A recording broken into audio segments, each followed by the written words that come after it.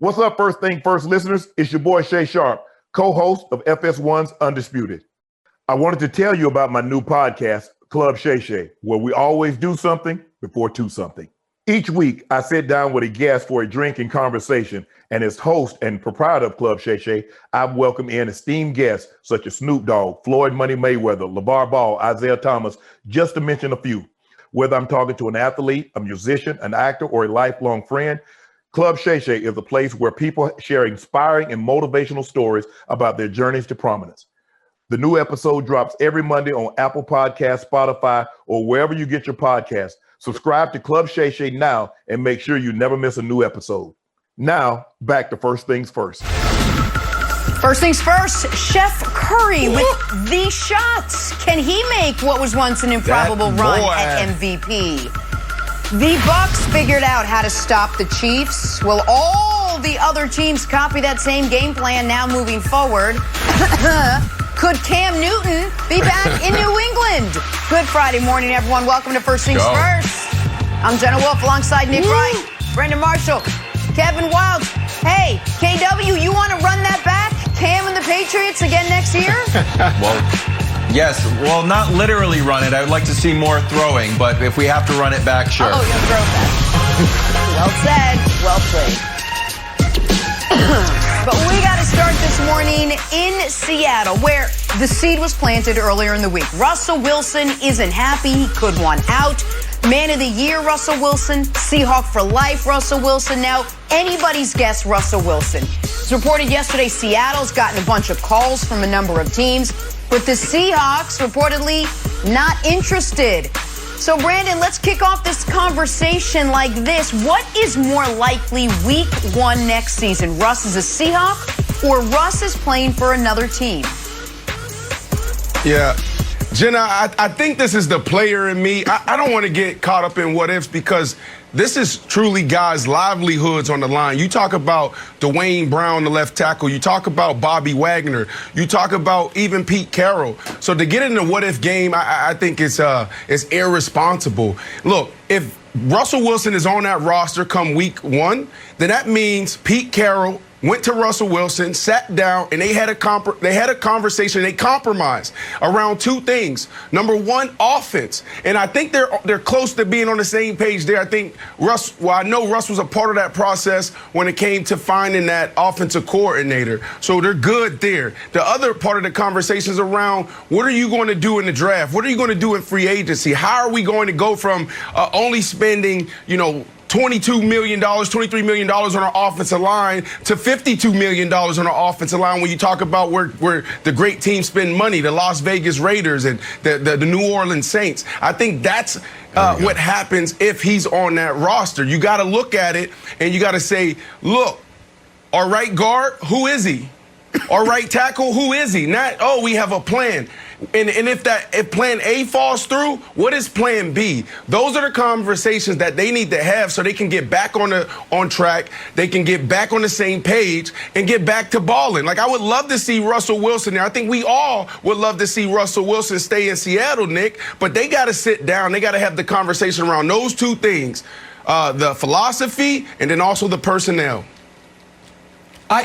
I believe Russ is more likely to be playing for Seattle, but I cannot believe this is where we are so quickly. Wilds, this feels like, last week you get a call from your accountant. He's like, hey, just want to put it on your radar. I think we owe a little bit in back taxes. And then this morning, you get a call from your lawyer, and it's like the feds are asking when you want to surrender yourself. It's like, wait, what happened? I thought everything was fine. Like, how are we now discussing, is it more likely he's not a Seahawk? Like, this really seemed to escalate awful quickly. And I do wonder when Brandon says they're going to have to reach a compromise, which side is more likely to give more than the other, because both sides do have a fair amount of leverage in that Seattle has the leverage of you got 3 more years on your contract, and Russ has the leverage of you've only known me as consummate pro Go Hawks Russell Wilson. I could introduce you to empowered I don't want to say me first in a bad way, but worried more about myself than the team, Russell Wilson, that's a guy you might not like as much. So it's a very touchy situation. Yeah, so if Seattle, Nick, is 100% committed to Russell Wilson, they have a funny way of showing it. Because I haven't seen one radio interview, one TV interview. I haven't even seen a clever meme. And this situation seems very easy to diffuse. You just get up there, you're Pete Carroll, you call into a radio station, you can come on this show. I know it's a little early on the West Coast. Come on in and say, listen, I know Russ is frustrated. We're all frustrated. This is the heart of a champion. But I promise you this, I will work tirelessly, just like the entire organization will, to make sure that Russell Wilson is holding another Lombardi trophy in a Seattle Seahawks uniform. And we'd be like, oh, hey, Pete Carroll, thanks for the interview. Looks like we're not going to be able to discuss Russ moving anymore because that's it. But, Brandon, because that hasn't happened, there's more fuel in the fire. And my favorite one, my favorite rumor/report is this one from Jason La Canfora. I thought this was a brilliant article and made total sense. Talking about Mark Davis. Mark Davis landed his dream coach. His franchise is poised to be the crown jewel of the league, tapping into its rich history, worthy of hosting Super Bowls, NCAA title games, maybe World Cup. But Davis has yet to make a truly iconic move with his roster, a signature acquisition to tie all of this together. Wilson could most definitely be that guy. I was like, woo! And I know you don't want to go down too far down speculation lane, but that one makes a lot of sense to me, Brandon. There's only maybe 2 to 3 scenarios that really make sense. The Saints make a lot of sense, but the Saints are $100 million over the cap, around there, something like that. Resident GM, you can help me out there. And then you got the Chicago Bears. The Chicago Bears are probably willing to do whatever they can and whatever it takes to get Russell Wilson in Chicago, in the Windy City. And then this is a great situation for him. You look at Henry Ruggs, you're looking at Nelson Aguilar, who got his career back on track, Josh Jacobs. You also have Darren Waller, and they spent around $50 million on that offensive line. That was a big thing that came out. What started all this stuff again, Jason La Canfora coming out saying he needs to be protected. He wants to be protected. So they have the offensive line there. They made the investment there. Defensively, Nick, they're struggling a little bit there. But I want to throw this to you, Nick. But I want to end with this. Pete Carroll, there's no reason to force this if you don't believe in Russell Wilson. Because if you're saying that you want to play good defense, you want to run the ball, and you just want a quarterback that can throw it here and there, and you can build it off the play action, isn't that Baker Mayfield? That's Baker Mayfield. So I just think that all of this is interesting, and both sides could potentially get what they want. I don't think Pete Carroll's philosophy, he needs a all-time quarterback. Well, it's very interesting you say that. And I think it might be best if we put all 4 of us on the screen here, because I have a confession to make to my colleagues, and then I have something that I need to debut. The confession is this. If I've seemed a little distracted, a little off my game this week, it is not because I have been filling in on the hurt. It's because I have been offered, potentially, the chance to interview for another job. And I can't say what it is, who it is, but it's in a front office of a team. And in preparation for that job interview, I have created what I consider my masterpiece. Brandon, I'm going to run this by you. This is a 4-team NFL super trade. And you tell me who says no. The Seattle Seahawks get Jimmy Garoppolo, Nick Bosa, the 23rd pick of the draft from the Jets, and the Niners' #1 pick. The San Francisco 49ers get Deshaun Watson. The Houston Texans get the 2nd pick, the 12th pick, the 34th pick. The Jets' #1 next year, and Sam Darnold. And the New York Football Jets get Russell Wilson. This is great. So in that scenario, Sierra gets to live in New York. Brandon's going to have to do a little sales job on the Jets to Russ, but I think he can do it. The Texans get the 2nd pick of the draft, 3 other first-rounders. Pete Carroll gets that play-action quarterback, a defensive stud. San Francisco gets Deshaun Watson. Who says no, Brandon Marshall? 4-team super trade. Brilliant. Who says no, my friend? I hate really good. I hate to say this. But I don't think Russ is going to the Jets. I don't think he's going to the Jets. They got Mekhi Becton. I think Russ says no. Becton. They got a bunch of money. It's New York City. They got you, Brandon. It's time to take a sacrifice for her. You got to sell him on it. Jets. You got to sell him on it. When there was a lot of talk about Deshaun going to the Jets, I got excited. But we got to do a little bit more on the recruiting side, Jenna. Okay, we'll break this down for you. All right, You're going to get the job. I liked it. I say laminate that. We'll go over that once again. So Russ may be on the block. How about Cam Newton? What does his future look like after, I'd call it a disappointing year in New England? Wait till you hear what he told Brandon last night. This is First Things First. Hey, First Things First listeners. I wanted to tell you about our brand new Fox Sports app and website, foxsports.com, reimagined for the modern sports fan. Go ahead. Download the new app right now. You don't even have to pause this episode. Every day on the new app and website, you'll see the top stories in sports. Plus, a rich world of written content, videos, social media, and analytics to give you a 360-degree view of the most important stories of the day. Streaming live TV has never been so easy or elegant.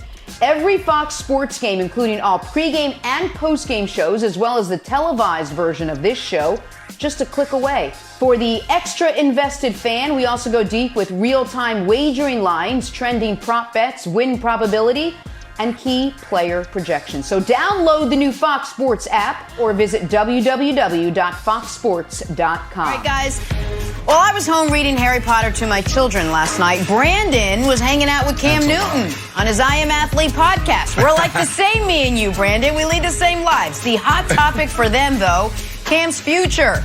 Brandon, Cam told you he'd be happy to come back to New England. Is that what the Patriots want, though? Who knows? Take us through what Cam told you last night. Yeah, I mean, yesterday I had an opportunity to spend all day with Cam from, when he landed, coming in from Atlanta, working out, then going into, the podcast that evening. And it was awesome to be around him. Everything that we talked about early on in the year and the things that were coming out from New England as far as him being the first one in, last one out, how everyone loves him. He was a great leader. Like, you could see it right away. But there was 3 things that I wanted to get to, and I was really intentional with this when I sat down with him. And I think everybody wanted to hear is like, what the hell happened, Cam? Pre-COVID, we're talking about, Wiles, you're the one that asked the question. I think it was week 3. Should New England be considering extending him? Like, that was a debate on this very show. So pre-COVID, first game of the season against the Miami Dolphins, 15 rushes, 75 yards. He didn't have his legs under him, but he looked like, oh, wow, like this looks like the old Cam. And then the second week, he goes out to Seattle, Sunday Night Football. Our guys calling the game. He throws for 397 yards. And it comes down to the very end. They do a quarterback sweep left. He doesn't get it, gets stuffed. And then there's this whole debate about that Josh McDaniels called the right call. He stands on the podium, stands up for him. And so, like, that's where we were. Then all of a sudden you get hit with COVID-19. And then it seems like the wheels fell off. So that was one of the things that I wanted to hear from him, like, what happened? The other thing was, what's next? And then the last thing is, what's going on with the shoulder? Reports coming out, like, are you declining? Are you done? So the very first thing, when you talk about COVID, he just said, like, New England don't stop. Like, the Patriot way, everything we talk about, it's like when I came back, new terminology, new game plan. He's like, when I get out there before, white 80, and he's at the line, it's clicking. He feels good about it. And then when he came back, it's like white 80, what the heck's going on, and not really feeling comfortable in the system. And he started talking about, and I think these things came out, as far as needing that time and giving himself that time, not coming in thinking that, oh, yeah, I can be Superman in the classroom. So that was really telling for me. And then as far as what next, I'm like, can you see yourself going back to New England? And he's like, yeah, absolutely, loved it. But he was really, I would say, vulnerable and really, he pulled back the curtain on the New England way. He pushed back on certain things. And it was interesting to see him talk about Bill Belichick, talk about Josh McDaniels, talk about the Patriot way, talking about, how do you go from 20 years being in one system with the GOAT, Tom Brady, and then insert me and then try to do that. So it was really interesting. And the whole arm thing, Kevin, he feels like it comes down to understanding the offense, and it was more mental than physical. Him understanding he was playing bad and about to be taken out. So awesome time with Cam. A lot we learned. Okay, so I can't tell. First of all, I'm going to watch the heck out of this podcast. You know, I'm going to watch it on YouTube, and then I'm going to listen to it at the same time. That's how excited I am. And just it's going to be a surround sound experience for me. Of course you are. That's your team. This is what I'm confused about the whole thing, Nick. The guy was benched a few times. He had 4 games where he threw under 100 yards.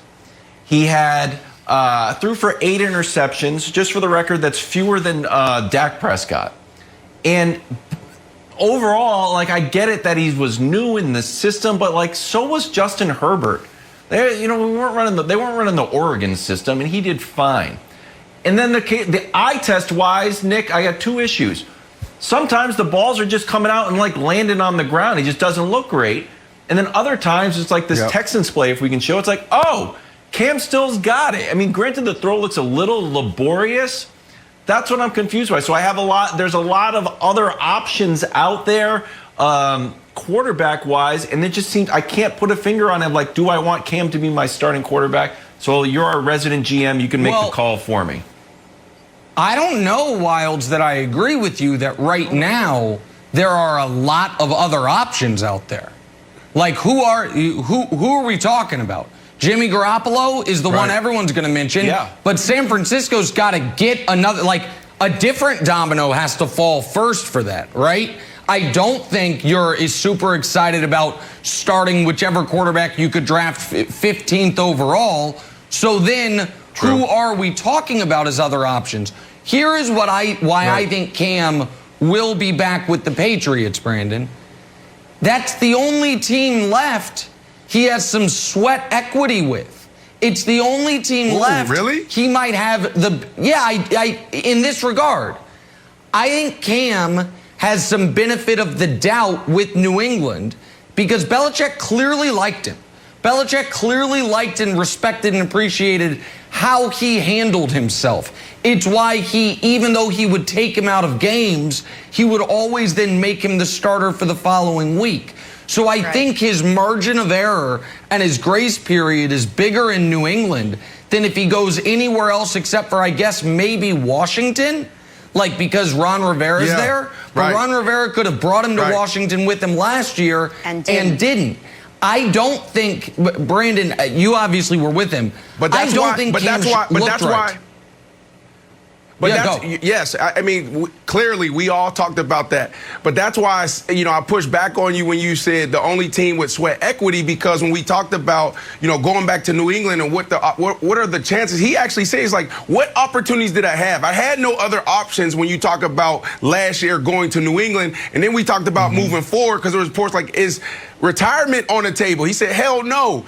And then we talked about Washington, and he lit up when we talked about Riverboat Ron. He definitely did. So I think New England is a viable fit, a viable option, and also Washington. And I do want to say this, Wilds, because when you talk about Justin Herbert, and as far as the offense, that was one of the things that we talked about as far as the Patriot way. Yeah, I had Fred Taylor, who was also sitting there. He was a part of the Patriot way. You had Ocho Cinco, your guy was out there. He was a part of the Patriot way. So we start diving into how complex this offense is. I had Josh McDaniels as my head coach in Denver, and I had to tell those guys I had the Patriot way, and they told me I didn't. But I'm like, look, I understand, I get it. If you go 11 personnel, you go 11 personnel for most teams. Like, hey, 11 personnel. We got Brandon Marshall, Eddie Royal, we got Tony Scheffler, and we got Brandon Stokely, and we got a running back. That's it. In that offense, we're gonna go 11 personnel, but it could be Army, it could be Navy. There's different type of personnel, different type of people coming in. Then you go Tricks, you go Trey, you go Trips, you go Stack. You can go so many different things, and that's what makes the Josh McDaniels offense so sophisticated, and that's why he felt like he struggled after COVID, because they kept going, and he was still stuck in week 2, week 3. And just from the outside looking in, it looked like the other reason he struggled post-COVID is it looked like it was painful to throw the ball down the field. That Texans play notwithstanding. But, Brandon, you're absolutely right about Washington. The point I'm making is, for instance, Chicago needs a quarterback. If Cam looks the exact same during the offseason for New England as he would for Chicago, I think the benefit of the doubt with New England is greater because he has built those relationships, because the coaching staff knows him, because they appreciate how he handled himself. And I think it's important that he goes somewhere where he is going to have a margin for error as he tries to get his arm back right the way it once was. I know Cam wants to go back to New England. It may not actually be Cam's choice, so we'll have to wait and see. All right, time now for Nick's NBA medals. How about Joel Embiid? Led the Sixers last night, 35-9. Still wasn't good enough to beat Melo and that Portland team, so no medal for Joel. Nick, who we got on this Friday? Well, the man that stole Joel's medal is going to be our bronze medalist. A medal for Melo. 17 fourth-quarter points. Leading the Blazers over the best team in the East, the Philadelphia 76ers. Joel almost got a medal. Ben Simmons could have gotten a medal. Instead, Melo comes in and gets a medal. Jimmy Butler. Love it. Silver medalist for Jimmy Butler. Triple-double. A win over the very defensively sound Houston Rockets as the Heat try to claw their way back into the playoff picture. And Steph Curry, while he shouldn't be nowhere near an MVP ballot, he absolutely should be near the top of the podium. In fact, he should be at the top of the podium. 10 threes for Steph in a 6-point win over the Magic. Steph Curry with another gold medal, 40 points. Brandon Marshall, I think it's a flawless medal stand. Your thoughts? Nick, I appreciate you, man. You're showing Carmelo Anthony some love. The very first time I sat in a seat on First Things First, we talked about Melo. We talked about Melo, and you laughed at me when I said I love Carmelo Anthony coming back to the NBA, his comeback tour. And now you see him drop 17 in the fourth quarter. Carmelo Anthony's going to be 60 years old at the Rutgers dropping 50. Like, Carmelo Anthony can get buckets anytime he wants, Wilds. That's right. That's a good podium. Wilds, who missed the cut? Oh, the first time ever. The literal missed the cut. Underhand three. Buckets. Just like that. So just the first literal missed the cut for the gold medal winner, Steph Curry. I think this should count. If you do a great circus shot after the buzzer, sure, count it. New NBA rule. Yeah, he was protecting his field goal percentage. Got to do that before the buzzer. Come on, Steph. You know better. Back to the NFL. We got a lot of big names making big moves this offseason. Where will your favorite receivers end up? Brandon's got all the answers next. First things first. Hey, First Things First listeners, it's Charlotte Wilder here to tell you about my new podcast with Mark Titus called the People's Sports Podcast. It comes out every Thursday, and Mark and I take one of the big stories of the week, and then we go off on tangents you never saw coming. This might mean that we start talking about the Dodgers winning the World Series and end up wondering if Knicks fans deserve happiness.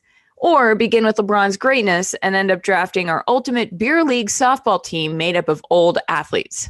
Whatever it is, the only rule of the show is that it has to be fun and funny, because these days we could all use as many laughs as we can get. So check it out wherever you get your podcasts and come down weird sports rabbit holes with us. We can't wait to have you. Now, back to First Things First. Black History Month is a perfect time to reflect on all of our Black heroes. And first, I want to highlight Rosa Parks. Growing up, I always enjoyed learning about U.S. history, specifically the Civil Rights Movement. I remember at a young age not being able to comprehend how Rosa Parks was treated for simply sitting in the front of a bus and refusing to give up her seat to a white man. I love this quote from her. "You must never be fearful when what you're doing is right." I also want to share how much I looked up to Oprah Winfrey and Serena Williams as a young girl and still do today. After school, watching Oprah with my mom was such a highlight. Seeing a strong and powerful woman working in an industry I aspired to work in impacted me in many ways. She inspired me that women, regardless of the color of their skin, could excel at whatever they set out to do. And growing up as an athlete, I saw Serena Williams as the most dominant athlete in the world. Unstoppable. Watching her today continue her success and now also doing it as a mother is about as inspiring as it gets.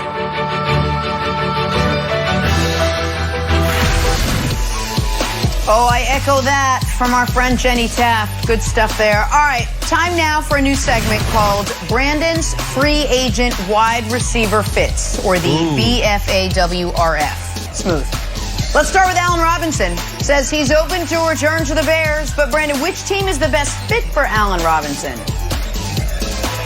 Oh, no, Jenna, that team's quarterbacks. Nick, how many quarterbacks did I have in my career? You're the first one that broke this news 17. to me.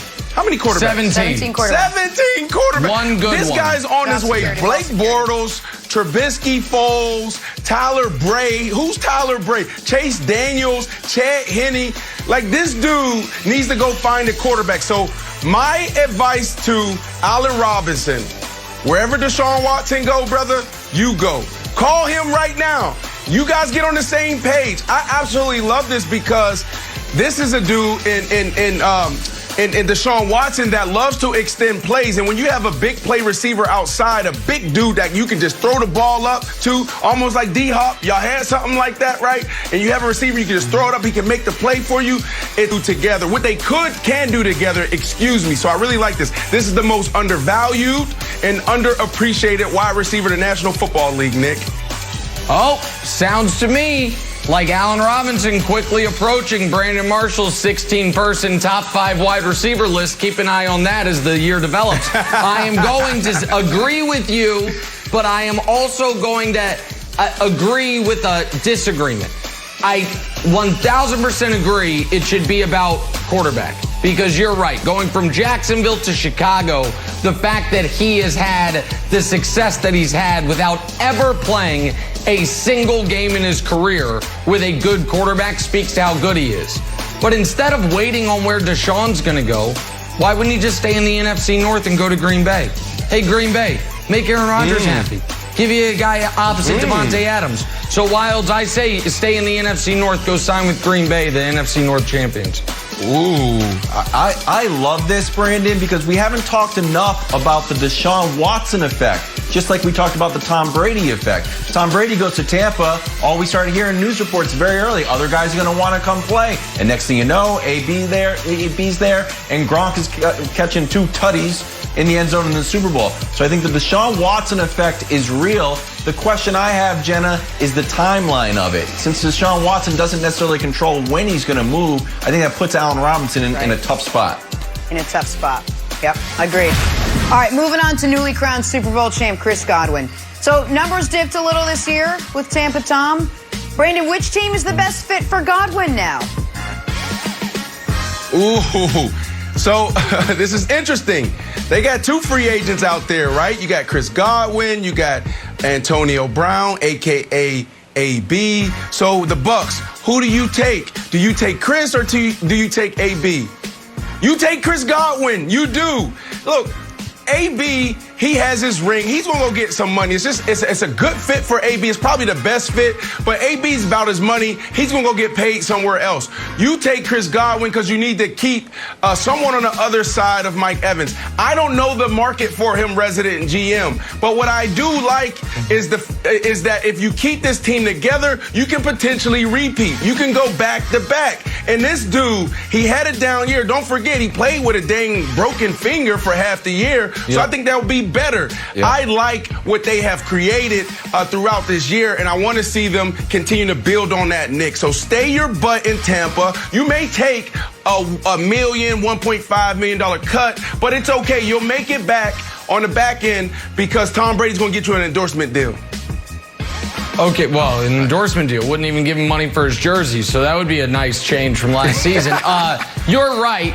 Playing with Brady cost Godwin his number, cost Godwin his stats, but he did get a ring out of it. But I don't think he's going to be back with the Bucs, Wilds, because I think the Bucs are going to use their free agent money to keep that defense intact. Shaq Barrett needs to get paid, and Levante David, one of the most underrated and important pieces of that defense. He's a pending free agent as well, also a lifelong Buck. So I think that AB and Godwin both could be on the move. Brady doesn't care who he's throwing to anyway. Scotty Too Hotty's going to get some targets. Gronk's going to get targets.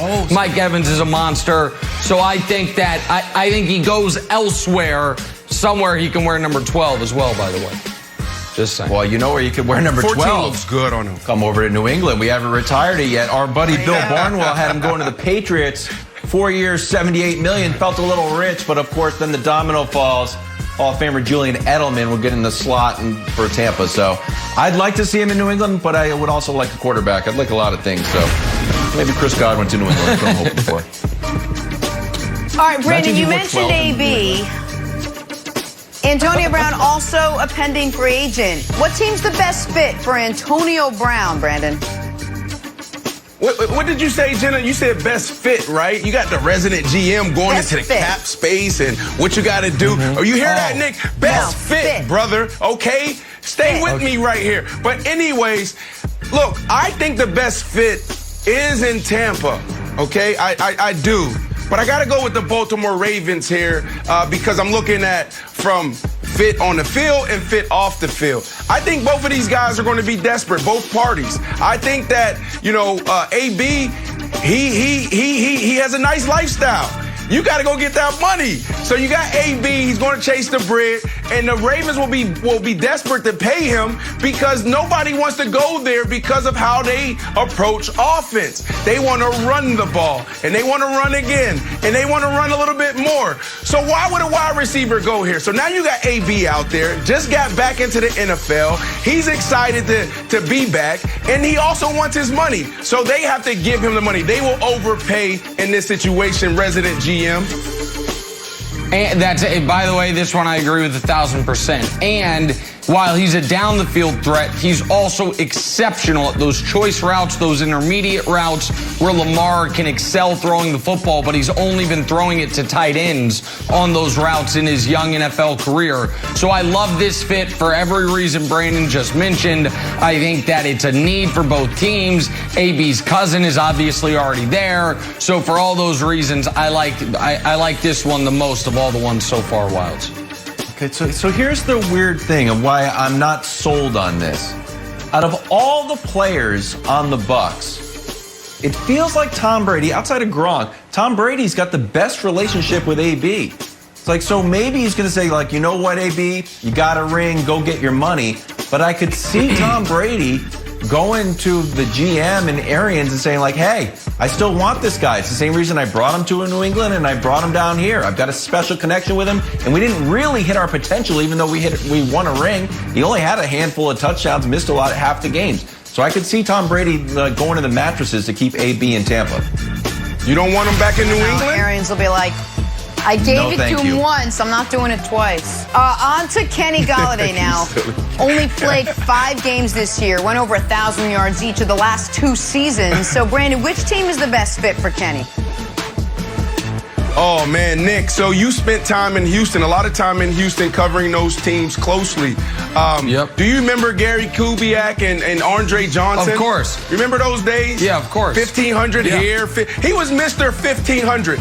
And what was that offense? It was the Mike Shanahan offense. And who's out there that continues to run that Shanahan offense? You know, you got the stretch right, stretch left, keeper left, keeper right. I know the answer. Kevin Stefanski, perfect fit for him. Oh, okay, damn. I love this. I see him in Cleveland. Here's why. And we'll get to this later. Odell Beckham Jr., alert. He's going to probably be gone. So now you got to have that big play receiver. You have Jarvis Landry, who's great possession. He's going to give you some big plays here and there. So he's the guy. But you need that person that can take the top off and make the big plays like we've seen Odell make game after game after game when he's healthy. So I like Kenny in this situation, Nick. I like that as well. You're right. I'm maybe doing more resident GM stuff than fit stuff. I don't know if the Browns are going to allocate resources there, even if they lose Odell. I was thinking more along the lines of a team that doesn't even have a Jarvis Landry. A team like the Giants or the Colts that desperately need a number 1 receiver. And so I wouldn't dislike this for the Browns, but you look at the Colts, T.Y. Hilton's on the downside. The Giants, I know those are your guys, Brandon, but I don't know if they have a true number 1 as much as you like Sterling Shepard. So I just feel like Kenny Golladay in one of those spots might make a little more sense, Wilds. Yeah, I don't know if the Browns need another wide receiver, Nick. Remember, they got their offensive lineman that Baker literally met before the game. Like, hey, how are you doing? I'm Baker Mayfield. Then they went out and won a game. So I just don't know if they're shopping for another offensive weapon for Baker or more protection, which we've seen some teams need to, like in the Super Bowl. If you lose someone, it's nice to have more protection, not naming any names, Nick.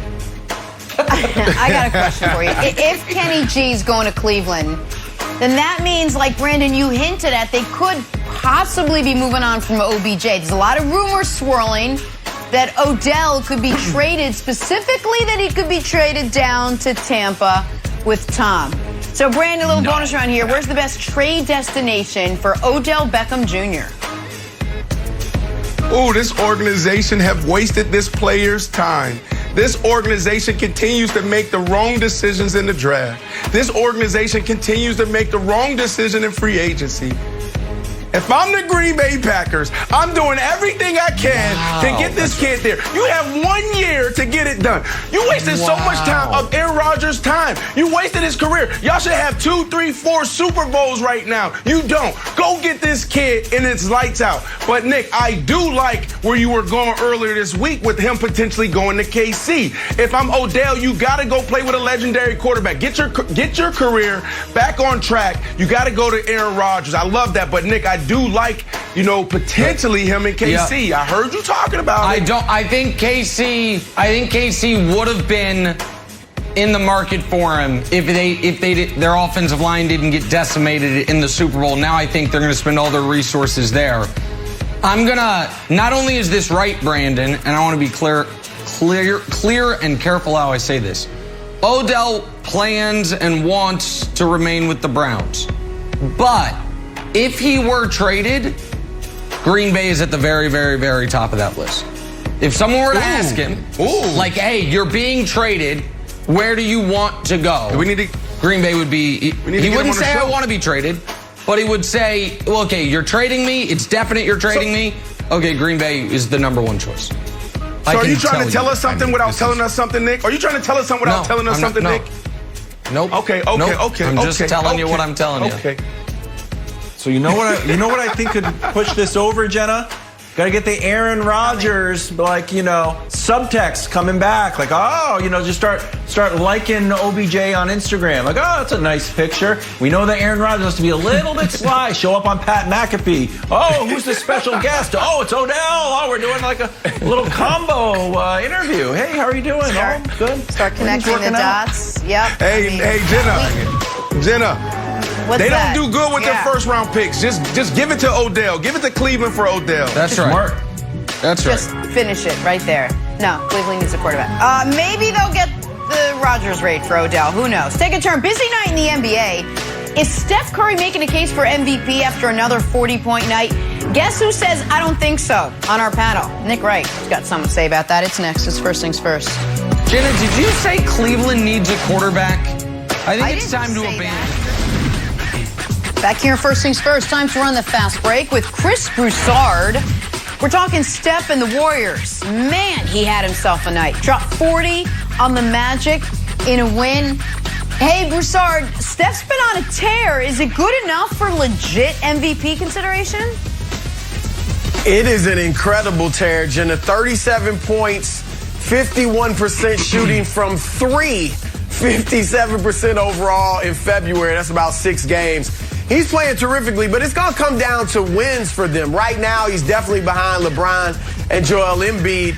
They have to win about 44 games, and they absolutely have to be like a 4th seed at least in the West. Right now, they're 8th. They're 2 games back from the 4th seed, so it's possible.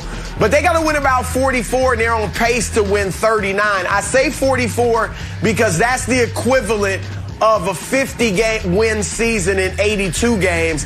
And in the last 40 years, only one time has a player from a team not winning 50 games at least won MVP. That was Russell Westbrook in, the first triple-double since Oscar Robertson. So I don't think they're going to win enough games.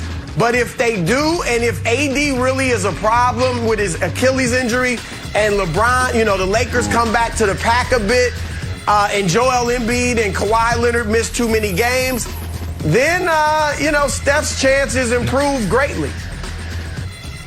This is an outrageous question. And this is not shade to Steph. But right now, if the ballot, Broussard has the official ballot, it's 5 names you got to list. Expand it to 8, and Steph still isn't on it. Ooh. You can't be a 500 team.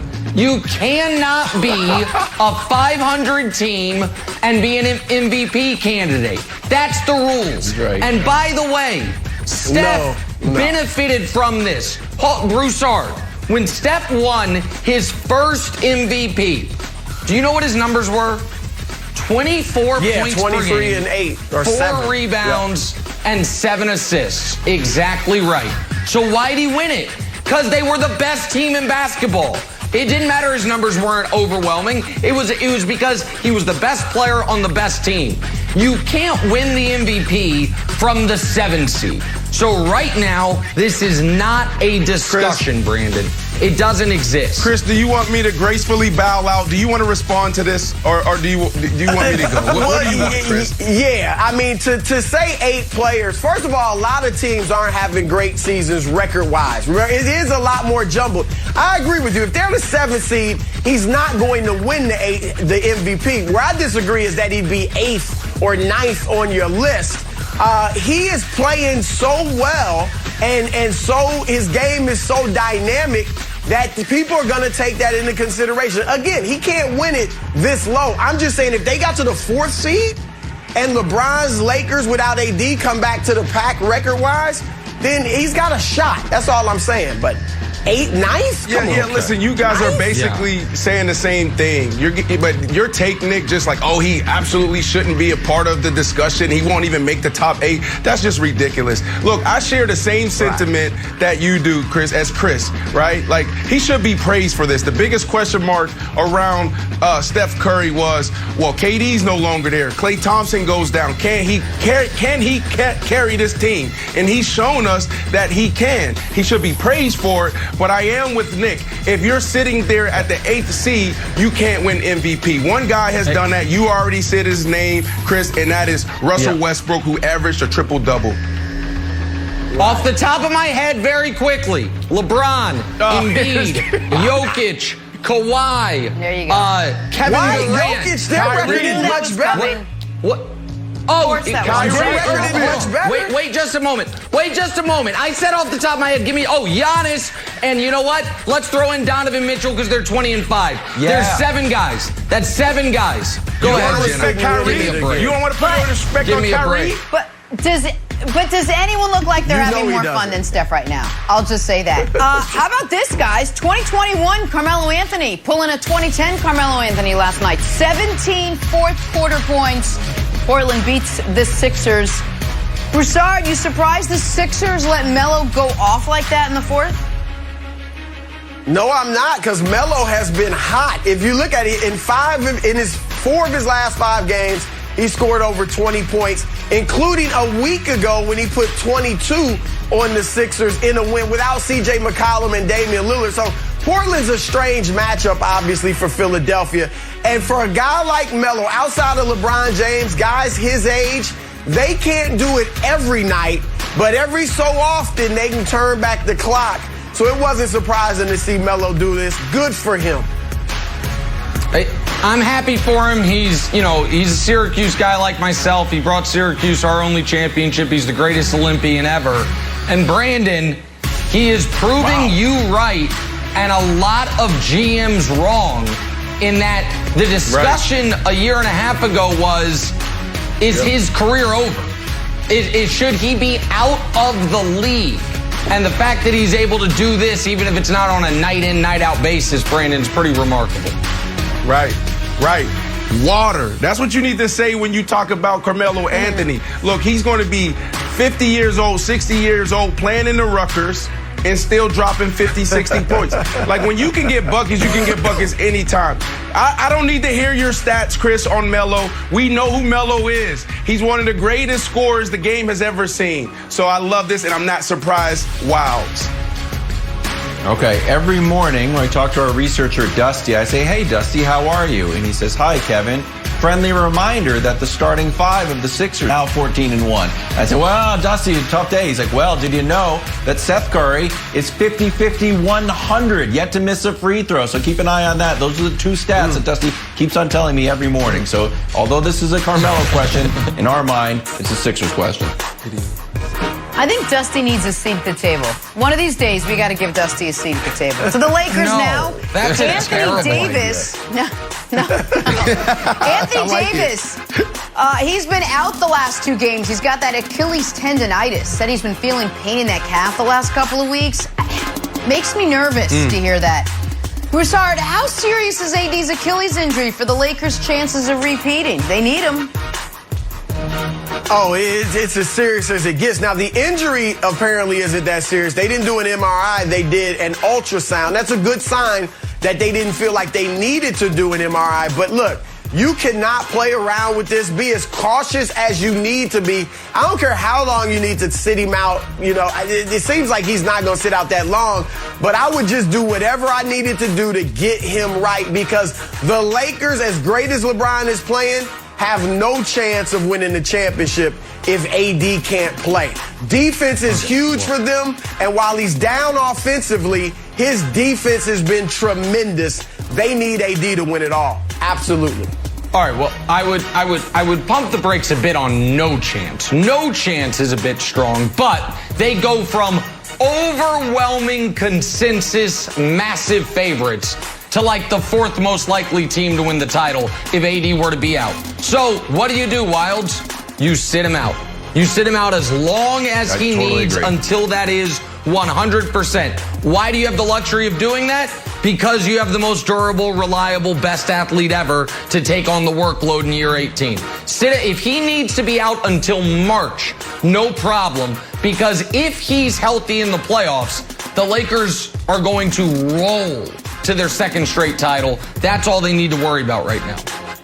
Okay, I know that it sounds like a foolish take, but I don't know how long that you can just keep on pushing LeBron with these crazy minutes. I don't think that was the game plan going in. So, Nick, I totally agree with you that AD should sit as long as possible. McMenamin wrote a great article, and he said, look, AD wanted to sort of shake off 2 sort of narratives about his career. One was that he couldn't win. Check mark, got that one done. 2 was that he was a little injury prone, a little fragile. And there's an idea that he was maybe pushing a little bit too hard to try to shake that other narrative that he can do it. Well, you know what? Don't worry about that. Sit, relax.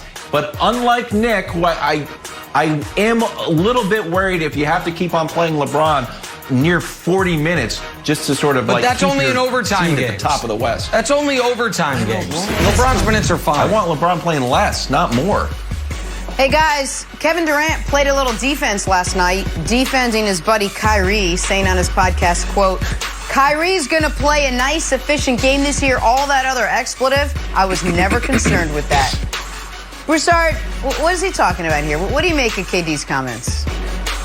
Well, look, obviously these 2 are close, so I imagine that KD was in touch with Kyrie. I don't know for sure, but, you know, during Kyrie's hiatus, he was probably talking to KD and assuring him, look, I'm not retiring. I'm just getting my head straight. I'll be back soon. Don't worry. I'm all in. So, look, if Kyrie is playing, no one outside of FS1's resident tier monster, Nick Wright, is going to question how well he's going to play. KD knows if he's on the court, he's going to ball. This dude is awesome, 27-5 since he's been back. I'm not surprised, and neither is KD. Nobody doubts. These personal shots are not appreciated, not unnecessary, Chris Broussard. Nobody doubts. Are you not the tier monster? Well, I am the tier emperor. But nobody doubts how great Kyrie Irving is on the offensive end of the court. I like this quote. Kyrie's going to play a nice, efficient game this year. The ... What we didn't include in the quote was on the offensive end, on the defensive end, he's going to watch. I think KD said that. I'm going to have to double check. So listen, he's an unbelievable, transcendent, all-time great offensive player.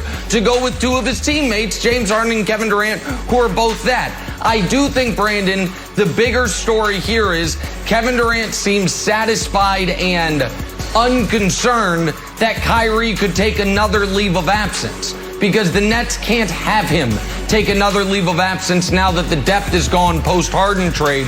So it seems like KD's not concerned about that, and that to me is the biggest news here. Yeah, and also, Nick, I mean, he's playing more than efficient. I mean, this dude is having an MVP year. Let's be honest here. So I'm shocked that you don't have him, or you don't want to even consider him in your top 8 when you talk about the MVP race. But that's a whole nother discussion.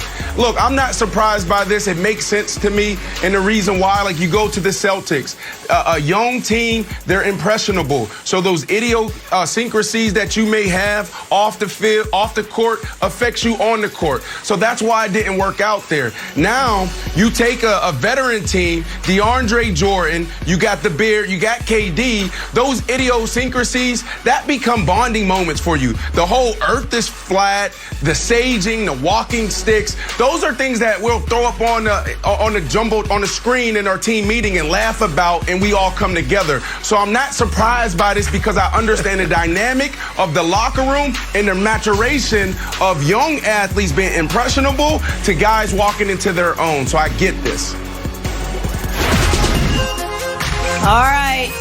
Set that aside, because we got to get back to the NFL, and we got to talk about the Seahawks' Russell Wilson, who might be another team's Russell Wilson next season. Teams are calling, but is Seattle picking up the phone? It's next. Thank you, Broussard. You're welcome. Back here talking Patrick Mahomes. Big off season on deck for Mahomes. He had foot surgery. Guy's going to be a dad for the first time. Maybe catch a rerun of the Super Bowl. Of course he's going to catch a rerun of the Super Bowl. He's got to find out how exactly the Bucs shut him down. Mike Vick back with us now. Mike, that Bucs defense came up with a way to stop the Chiefs. Do you expect teams to just copy that same game plan going into next season? Absolutely not. And this is good news for Patrick Mahomes, this segment right here, because you can't duplicate the personnel or the scheme that Todd Bowles put together. And Brandon raved about Todd Bowles all year for all the right reasons. And like I said, I had spent some time with Todd Bowles, and I understand that scheme. It's just not going to happen because, for one, he's one of the greater defensive minds in the game of football, and you only have 5 months to put a scheme like that together. So teams won't be able to put a scheme together that could stop Patrick Mahomes the way that the Tampa Bay Buccaneers did. And Patrick has to realize, and the more he think this through, he'll see that not having those 3 offensive linemen on the field really affected the game plan. He was on the move and backing up more than we ever seen him back up or, scramble in a long time. So it was just uncharted waters for their offense, uncharted waters for Patrick, and he has nothing to worry about. This is a copycat league, but you can't copy that scheme or that personnel. It takes time to put that together. So Mike Vick is obviously clearly correct here, Kevin Wildes, but that is not going to prevent, and I say this with no due respect, doofuses such as yourself for the next 8 months explaining to me how the Chiefs have been, how they've been found out. Listen, here's the recipe to stopping Patrick Mahomes. I'm going to lay it out for you. You have a former head coach turned great defensive coordinator scheming. You have 2 of the fastest inside linebackers in football. You have a spectacular defensive line. Add to that, the Chiefs being down 4 of their 5 starting offensive linemen, and as a nice little bonus, Patrick Mahomes having a foot injury that immediately needs surgery. If all of those things happen, then the Chiefs, it would appear, can be beaten. Luckily for the Chiefs, none of those things will be happening next year. So there is no blueprint. This is not a game plan. This is not a, well, wait, how do we do it? Okay, no, it's not duplicable. But so, yeah, I agree with Mike. Brandon shaking his head. You're laughing at me. But you can't duplicate the offensive line, Mahomes injury, Bucs personnel, and Todd Bowles. You just can't. Okay. I know you're emotional about this still. For the record, I have yet to say anything in this segment. He was right. I haven't said anything. And but I am going to give you, Nick, an olive branch because I saw something yesterday that made me think that the Chiefs can get back to the Super Bowl. And I asked you in the break, I said, Nick, have you seen the highlights of the sound up, and for you they would be lowlights, of the Super Bowl? You're like, no, I'm never going to watch it again. I said, okay. At the end of the game, while you are being blown out, destroyed, your dreams just crushed, the idea that you could go back to back and go back to the Patriots just crumpled up and thrown into the garbage. There was a saving grace. Tyrann Mathieu is walking around the sideline with such confidence and I would say grace. He's saying, finish like a champion. Finish like a champion. We've been here before. Finish like a champion. He's giving guys high fives. It's almost like it felt like a pump-up speech for next year. And look, everybody can be a great leader when you're winning the game, right? It's like Jordan in The Last Dance with the baseball bat. It's like easy to talk when you're winning. But he's getting blown out, and there's such leadership and confidence that it made me think, oh, man, I actually felt bad. I was like, Nick has got a point here. The Chiefs can go back-to-back with leadership like Tyrann Mathieu. So I know you're going to think it's a low light, but I suggest that you check it out. It really made me feel good about the Chiefs. Okay, well, I'll never watch the game again. I have no need to, but I am glad to hear that. I'm very curious to hear what Brandon Marshall has to say about if teams can duplicate what the Bucs did. I mean, Mike hit it on the head. There's really nothing I can add to. Well, I can maybe go a little deeper. So Mike talked about the personnel and he talked about the scheme, right? So let's talk about Todd Bowles. And I said this earlier this week talking to Phil Simms, Ray Lewis, and playmaker Mike Irvin. The greatest run in playoff history, this guy, Todd Bowles, beat Drew Brees, Aaron Rodgers, and Patrick Mahomes. Like you can't duplicate that. It's just impossible, right? And then from a player's perspective, we've seen teams, the blueprint was set. So when we talk about scheme, the blueprint was set actually by Bill Belichick going back to 2019. Okay, so they set the blueprint. What did he do?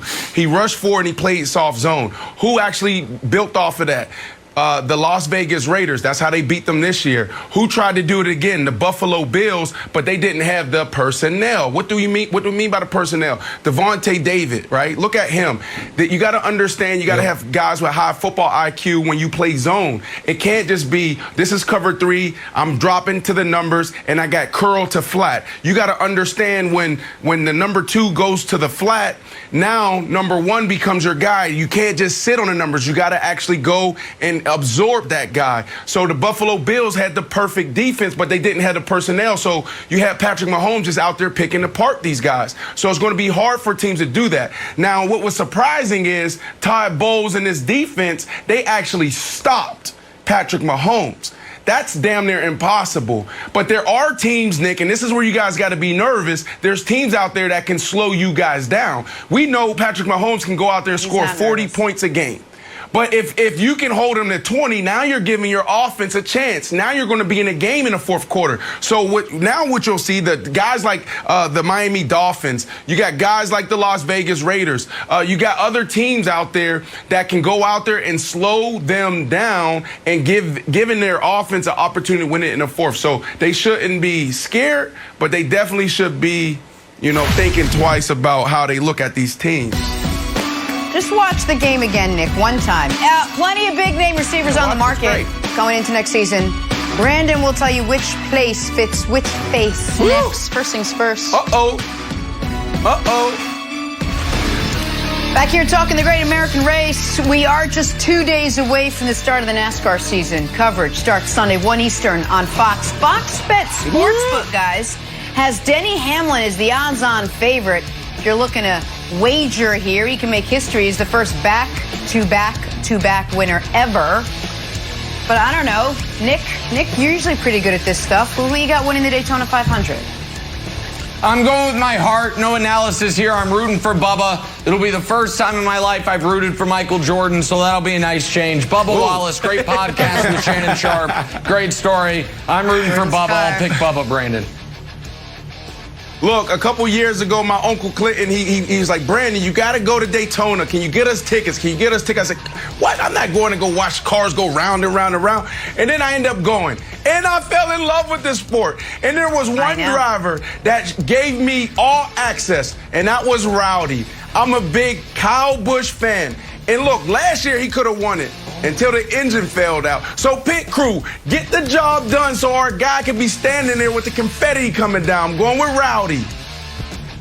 All right, I'm going with the pride of New England. Joey Logano won it in 2015. Always been in the hunt. Wrecked last year. This is the year you can get number 2, Jenna. I like it. Good options. Make one this Sunday. Check it out. Only on Fox. Time now for Stories to Start Your Morning, sponsored by Ram Trucks, built to serve. Guys, I spent last night hanging out with my kids making dinner. Brandon spent his night hanging out with Cam Newton, making conversations. He was on his I Am Athlete podcast, talking about his present and his future. The hot topic, where Cam might end up next season. Brandon, Cam told you he'd be happy to return to New England. Is that what the Patriots want, though? I'm not so sure. Brandon, talk us through what he told you. Yeah, Jenna, 100%. It was an awesome time with him we had yesterday. You know, spent the whole day. As soon as he landed in from Atlanta, he started out working out. So it was cool to see him grind and still lock in there. And then that evening, had an opportunity to sit down with him and on the I Am Athlete podcast and really dive into 3 things. There was 3 things I want to talk about. Well, the 4th thing was entrepreneurship. I want to talk about some of his ventures off the field. But on the field, there was 3 things I wanted to talk about. Number 1, what the hell happened? Right, before COVID hit, I mean, we were talking about, while you on the show, was like, should the Patriots consider extending him now? Is it possible? This dude entered the season playing against the Miami Dolphins, 15 rushes, 75 yards, and he looked like he was becoming the old Cam Newton. Then you go into Sunday Night Football. Our guys had the game, and you saw Cam Newton throw for 397 yards. And it came down to the last play pretty much where he quarterback sweep left, and then they get stuffed. And then after the game, we're talking about, did Josh McDaniels call the right call? And then you fast forward week 4, and this dude, you know, get hit with COVID-19, and then it was like the wheels fell off. So when I talked to him about that, he was just like, man, to be honest, when I went out there before that, it was like white 80, everything was clear. And he just talked about not having an off season, and that was the biggest thing for him, being Superman and having this Teflon on and thinking that he can do everything. And he really started to appreciate the time he needed. He felt like he needed, because we were sitting here like, man, what's going on here? And the last thing, right, and I didn't even talk about that earlier, and that was the arm. Nick, we kept saying, like, is something wrong with his arm, his throwing mechanic? What's going on there? So it was really cool to sit down with Cam to get his thoughts there. The second thing was like, are you going to play? You know, yeah, he said, these reports about, you know, retirement on the table. He said, man, there's no way I'm going out like that. So it was pretty cool to hear that. And then the last thing, like I said, was the arm, and he thinks it's all mental. He feels like he didn't understand everything he needed to really get the job done. When you think about the Patriot way, and you think about Josh McDaniels, most people go out there and say 11 personnel, and that's 3 wide receivers, 1 tight end, one running back. But in that system, you got 11 personnel, but he can say Army, he can say Navy. That changes everybody's position. You got Trey, you got Tricks, you got Trips. So he felt like his process was slow. So it was kind of interesting to hear him go through the Patriot way, Nick. So here's the only issue that I would have, is that all of that I believe to be true, but what's also true is he did not look right, and it did not look like Cam was like the problem was that it was slow processing. It looked like the problem was that his shoulder hurt. It looked like it took much more effort than in years past just to throw the ball down the field. Now, again, he knows his body better than me, and you sat with him for a few hours, but it just, from afar, I think everyone watched and was like, Cam doesn't look right.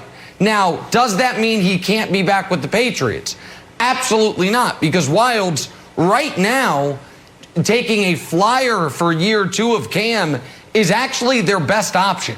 There is, like, oh, you're going to start a rookie from the 15th pick of the draft? What are you going to do? No. Like, there is not another obvious option. And for Cam, if his shoulder isn't totally right, you either want to go to New England or to Washington, one of two places where you've built up some sweat equity, where if it takes you time to get back right physically, you can have a bit of a margin of error. Because if he goes to Chicago and looks terrible, they have no loyalty to him. They cut him in the offseason. So I do think it's likely to be back in New England. But if that shoulder isn't better, no matter how quickly he processes things, I don't know why the results would be that different. Yeah, so here's my problem. I'm naturally an optimistic fella. I just think things are going to work out. And I thought they were going to work out this year. And after the Seahawks game, I felt okay, even though we lost it. I was like, we're 1 yard away and Cam looked good. Then things went kind of downhill there, Brandon. Cam threw for under 100 yards 4 times. He was benched a few times, too. Threw for 8 touchdowns. Right. Well, Dak Prescott threw for 9 and only started a handful of games. He has some decent passes, like there's one here from Damiere Byrd. I'm like, well, not bad. Maybe he still got it. It still looked a little laborious, though. But here's the thing, and Nick, I'll actually throw it to you. It's a different vibe in New England now that we saw Tom Brady win the Super Bowl. There is no time for maybe give it another year. Tom Brady is coming into Gillette. We don't know the day, but I don't think Bill Belichick wants to see Tom Brady show up and get, destroyed like, he just destroyed your Chiefs. I think there is a win now mentality, not like there always hasn't been, but there is extra pressure to figure this out and make it work because Bill Belichick does not want to see Tom Brady continue to succeed and him continue to fail. The opt-outs are back and you got cap space. All these things are true. I do find it interesting, though, to me, that the newsiest part of what Brandon told us is that even though last year Brandon didn't go the way Cam wanted, he would like a chance not only to continue his career, which I think most of us expected, but to continue his career in New England. How do you think that if he went back to New England, Brandon, and they did add one of those weapons we were talking about in the previous segment, it would look a lot different than it did last year, Brandon? 100%. That was one of the things that we talked about was him not having a dog. That was the thing that Ocho Cinco kept leaning into is like that's a big deal, not having a wide receiver, not having a tight end that you can lean on. And then on the other end, I got to trust Cam. I got to believe when you talk about process, because that's a big deal. We saw Tom Brady go to a new team, Jenna, and succeed. It took some time to figure it out. And then you see, Cam Newton have some success early, but then struggle. That is a big deal when you're not comfortable out there. We call it being a slow blinker. You can't be a slow blinker out on the field and have success, Jenna. I don't know how much patience and grace Bill Belichick is going to have, but we shall see. Have a great weekend, everyone. Undisputed starts right now.